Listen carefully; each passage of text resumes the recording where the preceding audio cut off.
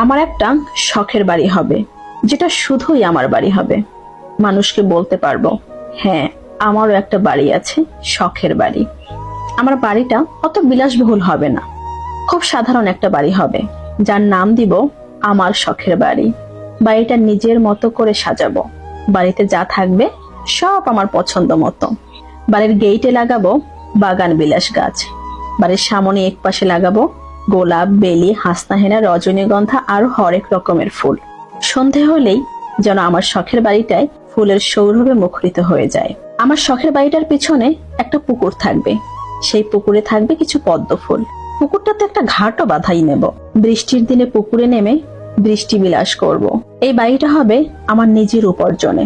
আমার পরে আমার বাড়িটার মালিক হবে আমার মেয়ে, তারপরে হবে তার মেয়ে। যেন আমার মেয়ে কিংবা তার মেয়ে বলতে পারে তারও একটা বাড়ি আছে, নাম তার আমার শখের বাড়ি। সেই বাড়িতে কেউ বলতে পারবে না এটা আমার বাড়ি, তুমি চাইলেই যা ইচ্ছে করতে পারো না। কেউ বলতে পারবে না এটা করো না, ওটা করো না। যেখানে জোর করে আমার উপরে কোনো নিয়ম চাপিয়ে দেওয়া হবে না, নিজের ইচ্ছে মতো থাকতে পারবো। যেখানে কারো মন জুগিয়ে চলতে হবে না।